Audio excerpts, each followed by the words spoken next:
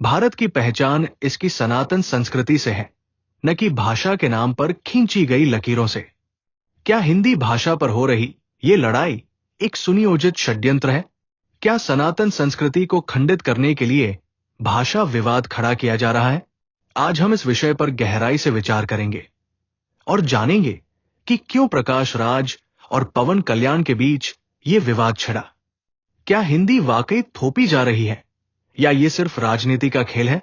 Video को like करें, share करें और सनातन इनसाइट्स चैनल को सब्सक्राइब करें। सनातन संस्कृति में भाषाओं की महिमा। सनातन धर्म हमें सिखाता है कि हर भाषा में ब्रह्मा का वास है। संस्कृत से लेकर तमिल, हिंदी से लेकर मराठी, सभी भाषाएं हमारी सनातन संस्कृति की संपत्ति है। भारत की संस्कृति हमेशा से विविधता में एकता की रही है और भाषाओं की ये विविधता हमारी शक्ति है, कमजोरी नहीं। हिंदी, संस्कृत और अन्य भारतीय भाषाएं हमारे ऋषि मुनियों की देन है। इन भाषाओं में वेद, उपनिषद, गीता और रामायण जैसे शाश्वत ग्रंथ लिखे गए। क्या भाषा विवाद सनातन संस्कृति को तोड़ने की एक चाल है? कमेंट में अपनी राय दें। हिंदी विरोध, प्रकाश राज का षड्यंत्र। प्रकाश राज ने हिंदी के बढ़ते प्रभाव को भाषाई दबाव बताया। उन्होंने कहा, अपनी हिंदी हम पर मत थोपो, अपनी मातृभाषा की रक्षा गर्व से करो, लेकिन दूसरी भाषा से नफरत मत करो। लेकिन सवाल यह उठता है कि हिंदी विरोध के पीछे असली एजेंडा क्या है? क्या यह सिर्फ भाषाई मुद्दा है या भारत को जाति और भाषा के आधार पर विभाजित करने की एक और चाल? क्या ये वही लोग हैं जो अंग्रेजी को बढ़ावा देने के नाम पर भारत को कमजोर करना चाहते हैं? क्या आपको लगता है कि हिंदी थोपी जा रही है या ये विरोध सिर्फ एक राजनीतिक एजेंडा है? कमेंट करें। पवन कल्याण का करारा जवाब।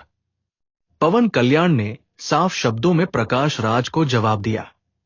किसी भाषा को जबरन थोपना या किसी भाषा का आंख मूंद कर विरोध करना, दोनों ही भारत की राष्ट्रीय और सांस्कृतिक एकता को तोड़ने वाले विचार हैं।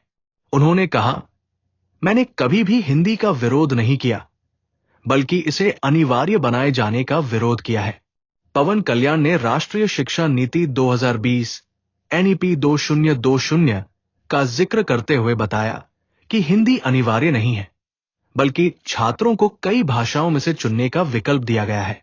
भारत माता की संतानें एकता में विश्वास रखती है, विभाजन में नहीं।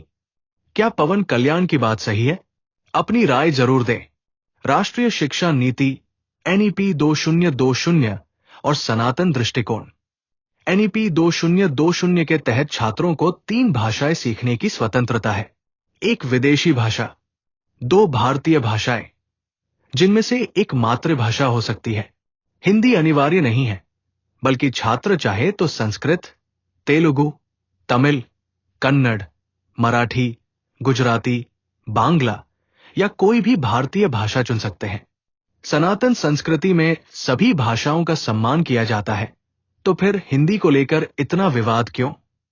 क्या आपको लगता है कि हिंदी को जबरदस्ती थोपा जा रहा है? कमेंट में जरूर बताएं। भाषा विवाद, असली समस्या या षड्यंत्र? भारत में अंग्रेजी को बढ़ावा देना सही, लेकिन हिंदी को बढ़ावा देना गलत। राजनीतिक दलों ने हमेशा हिंदुओं और भारतीय संस्कृति को कमजोर करने के लिए भाषा विवाद को भड़काया है।